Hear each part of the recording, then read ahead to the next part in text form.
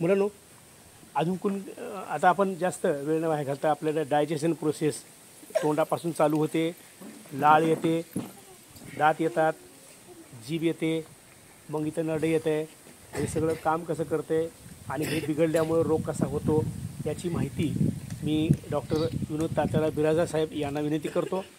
त्यांनी तुम्हाला सविस्तर असं मार्गदर्शन करावं आणि त्यांनी मार्गदर्शन करण्याच्या अगोदर ते स्वागतापर आपण काय करायचं, एक वेळेस नाशिक क्लॅप करायचा, बिग हँड. आणि हा शेळी ही माहिती सांगितल्यानंतर बेटा ही माहिती सांगितल्यानंतर तुमच्या काही समस्या आहेत. मला असं वाटतं की चलबुर्ग्यातला एकही मुलगा रोगाकडे जाऊच नाही. आपण जर त्याचा डेटा व्यवस्थित ठेवला आपल्याकडं तर आपल्याला रोग शिवत नाही. आणि ही काळाची गरज आहे. 2047 आपला समाज चाललेला आहे, देश चाललेला आहे आणि त्यामध्ये आपला चलबुर्गा कुठपर्यंत आहे हेही आपल्याला दाखवून द्यायचे. आदरणीय डॉक्टर विनोद तात्याला बिराजदार. वंदे मातरम.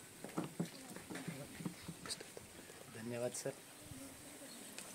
आदरणीय श्री पवळे सरजी, आदरणीय श्री बुरांडे सरजी, आदरणीय मॅडम, आमचे बंधू अमोलजी बिराजदार, उपस्थित सर्व विद्यार्थी मित्रांनो,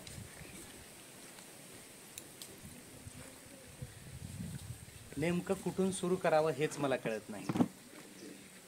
आल्यानंतर तुम्ही जे आमचं स्वागत केलं, एकदम छानपैकी जे स्वागत केलं, तिथून सुरू करू. नेमकं शाळेचा जो छान परिसर एकदम डेव्हलप केलेला आहे तिथून सुरू करू. पवळे सर, बुरांडे सरांसारखे तुम्हाला शिक्षक मिळाले इथून सुरू करू, का तुमच्यासारखे हुशार आणि मस्त विद्यार्थी इथं शाळेमध्ये आहेत इथून सुरू करू हेच मला कळत नाही. खरंच तुम्ही भाग्यवान आहेत. आत्ता मॅडम म्हणल्याप्रमाणे खरंच तुम्ही भाग्यवान आहेत की अशी शाळा, असे शिक्षक तुमच्या घराच्या जवळ मिळालेत आणि काही न देता त्यांना. हे विशेष. शिक्षकांची तळमळ बघून असं वाटतंय की अजून एक बार तुमच्यासारखा विद्यार्थी व्हावं आणि ह्याच शाळेमध्ये तुमच्याबरोबर शिकावं. एवढा आनंद म्हणजे खरंच वाटतोय सर इथं आल्यानंतर. खरं तर सरांचे मनापासून धन्यवाद आहेत की सरांसारखे शिक्षक तुम्हाला ह्या शाळेमध्ये भेटले. सरांचा माझा परिचय जवळपास 15 वर्षापासून आहे. सरांना मी ओळखतो. जवळपास 6-7 वर्षापूर्वी सर वांद्रेखेड्याला असताना मी सरांच्या शाळेमध्ये गेलो होतो आणि तिथं पण सरांचं एवढं कौतुक आणि एवढे शिक्षक सरांना सपोर्ट करायचे.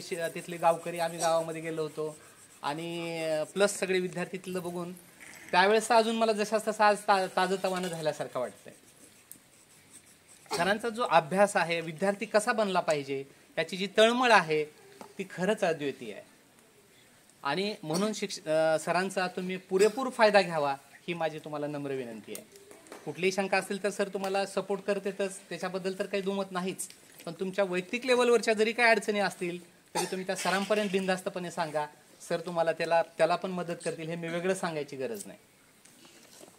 अजून एक महत्त्वाची गोष्ट मी तुम्हाला सांगतो की जवळपास तुमच्यापैकी सगळेजण आमच्या हॉस्पिटलला आले असतील. आमचं जीवनज्योत हॉस्पिटल आहे लांबदाना पाटीवर. तर मी एक आज महत्त्वाची गोष्ट सांगतो की समजा तुम्हाला काहीही झालं, कुठलाही आजार आला, काही झालं तर बिनधास्तपणे आमच्याकडे या. आम्ही 1ही रुपया तुमच्याकडून फीस न घेता सर लांबदाना पाटीच्या शाळेमध्ये असताना आम्ही तिथली पण शाळा अशीच दत्तक घेतली आहे आणि सर जवळपास 5-7 वर्षापासून आम्ही आजही ते कार्य अविरतपणे चालू आहे. तिथला कुठलाही विद्यार्थी आमच्याकडे आला तर आम्ही त्यांना विनामूल्य उपचार करतो. तर आमचा मोठा असा आहे की आम्ही ऑलरेडी सगळं हे करतोच की गोरगरीब म्हातारे असतील, ज्यांच्याकडे पैसे नाहीत, गोरगरीब विद्यार्थी आहेत, त्यांना काही उपचार करता येत नाही, तर आमच्याकडे फ्री ट्रीटमेंट आहे त्याच्यासाठी. त्याच्यामुळे कुणीही आपला आजार लपवायचा नाही. सरांना सांगायचा, सर आमच्यापर्यंत घेऊन येतील.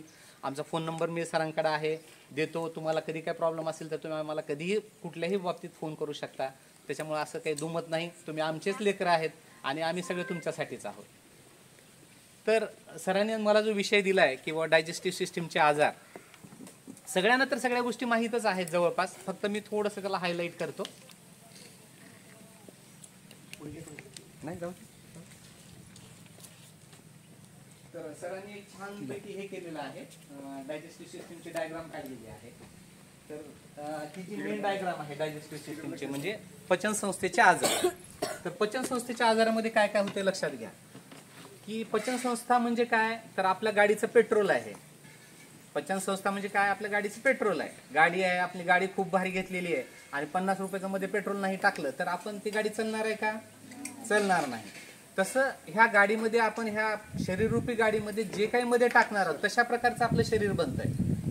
तर लक्षात घ्या मुलांना, पचन संस्थेमध्ये पहिल्यांदा काय येतं, आपलं तोंड.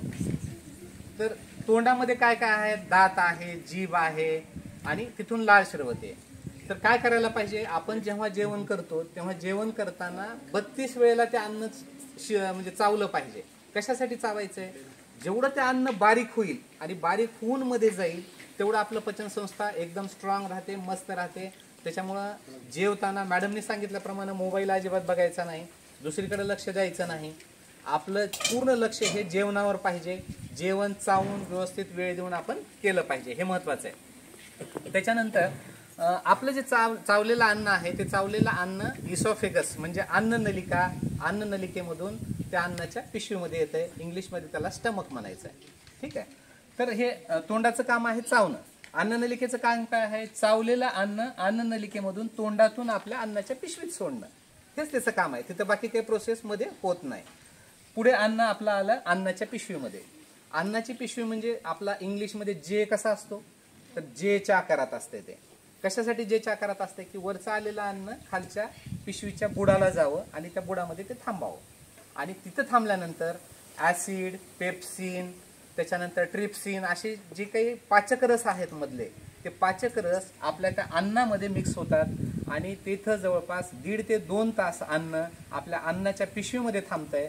आणि जेव्हा हे ऍसिड, पेप्सिन, ट्रिप्सिन हे जेव्हा त्याच्यामध्ये मिक्स होत आहे, ते मिक्स झाल्यानंतर ते थोडं बहुत पचलेलं अन्न म्हणजे पातळ पातळ होतं ते अन्न, जे घट्ट आपण खातो ते.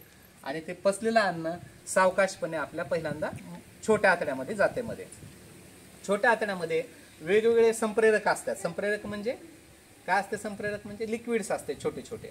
तर ते लिक्विड्स आपल्या छोट्या आतड्यामध्ये मिक्स होतात आणि तिथं अन्नाचं व्यवस्थितपणे पचन केलं जातंय. आणि आपल्या शरीराला लागणारे व्हिटॅमिन्स, कॅल्शियम, प्रोटीन्स हे सगळं जे जे काय आहे अन्नामधलं, त्या अन्नाच्या त्या छोट्या आतड्यामधून त्याला ॲब्सॉर्ब केलं जाते, मध्ये घेतलं जातंय आणि ते शरीराच्या वेगवेगळ्या भागाकडे पाठवलं जातंय. ठीक आहे. हे झालं छोट्या आतड्याचं. तर छोट्या आतडं आपलं साधारणतः 3 ते 3.5 मीटर लॉंग असते, म्हणजे लांब असते ते जवळपास. आणि ते पचलेलं अन्न 3 ते 3.5 मीटरच्या त्या छोट्या अन्नाच्या अन्नाच्या आतड्यातून नंतर पुन्हा ते मोठ्या आतड्यामध्ये जातं. मोठ्या आतड्यामध्ये काय होतंय, की मोठ्या आतड्यामध्ये युजली डायजेशन प्रोसेस खूप काही होत नाही. तिथं काय केलं जातं, की त्याच्यामधलं जे पाणी आहे, अन्नाच्या मध्ये जे अन्न पचलेलं आहे त्याच्यामधलं जे पाणी आहे ते पाणी त्याच्यामधून शोषण केलं जातंय आणि तिथं आपले संडास किंवा स्टूल ज्याला म्हणते, तर ते स्टूल बनलं जातंय. आणि स्टूल हळूहळू खाली येऊन जे आपल्या गुदद्वार आहे, ॲनस म्हणतात त्याला, तर त्या ॲनसमधून ते बाहेर पडतंय. तर ही नॉर्मल डायजेशन प्रोसेस आहे. त्याच्यामध्ये सगळ्यात महत्त्वाच्या गोष्टी काय आहेत लक्षात घ्या, की आपण व्यवस्थितपणे चावून अन्न खाणं हे खूप महत्त्वाचं आहे. ह्या सगळ्या डायजेशन प्रोसेसमध्ये आपण जर थोडं अन्न चावून जर खाली घातलं तर काय होणार, आपल्या स्टमकवर, अन्नाच्या पिशवीवर लोड येणार, आपल्या आतड्यावर लोड येणार, आपल्या गुदद्वार आहे त्या गुदद्वाराच्या ठिकाणचे आजार वेगवेगळे तिथं तयार होणार. तर त्याच्यामुळं आपण अन्न जे आहे ते व्यवस्थितपणे चावून खाणं महत्त्वाचं आहे. हे सगळ्यात महत्त्वाचं आहे. तर लहान मुलांच्या आजारामध्ये काय काय होतं ह्याच्यामध्ये, तर अन्न व्यवस्थित चावून न खाण्यामुळं गुदद्वाराला सूज येणं, एखाद्या वेळेस जंताचे त्रास होणं, जंत वगैरे होते माहिती आहे का. जंत तर ते होण्याचं कारण जे आहे ते अन्न व्यवस्थित न चावून खाण्यामुळं आणि आपल्या हाताची स्वच्छता व्यवस्थित न करण्यामुळं होते. हे सगळ्यात महत्त्वाचं आहे. तर अजून एक बार मी सांगतो की व्यवस्थितपणे अन्न चावून खावा, पॉझिटिव्ह राहा, मस्त राहा. बाकी तर गोष्टी सगळ्या मॅडमने सांगितलेल्याच आहेत. एवढे बोलून मी माझे 2 शब्द संपवतो. धन्यवाद.